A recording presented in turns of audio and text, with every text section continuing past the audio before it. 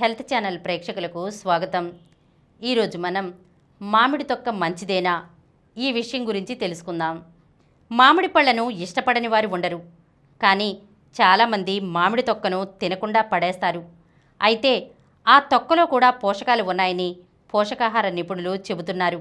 మామిడి తొక్కలో fibre, vitamin C, ఈ, ఖనిజాలు, యాంటీ ఆక్సిడెంట్లు పుష్కలంగా ఉంటాయి.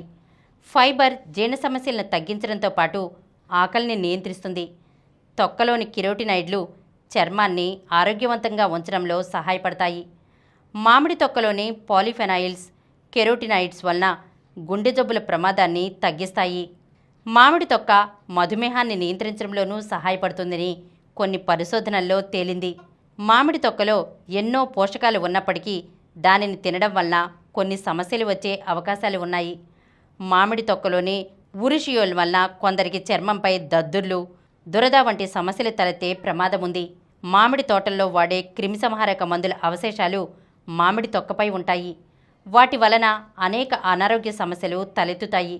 కొన్ని రకాల క్యాన్సర్లు వచ్చే ప్రమాదం కూడా పెరుగుతుంది. ఎలాంటి పురుగు మందులు వాడకుండా పెంచే సేంద్రియ పళ్ళు తినడం మంచిది. అవి దొరకని పక్షంలో పళ్లను బాగా శుభ్రం చేసుకుని తినాలి. నీళ్లలో ఉప్పు, పసుపు కలిపి పావుగంట సేపు పళ్లను అందులో నానబెట్టాలి. ఆ తర్వాత తీసి బాగా రుద్దుతూ కడగాలి. ఇలా చేయడం వలన పళ్ల మీద ఉన్న పురుగుమందుల అవశేషాలు తొలగిపోతాయి. నీళ్లలో వెనిగర్ లేదా బేకింగ్ సోడా వేసి ఓ 20 నిమిషాల పాటు మామిడి పళ్లను వాటిలో నానబెట్టాలి. ఆ తర్వాత మంచినీటితో శుభ్రంగా కడగాలి. ఈరోజు మనం మామిడి తొక్కను తినడం మంచిదేనా అనే విషయం గురించి తెలుసుకున్నాం కదా.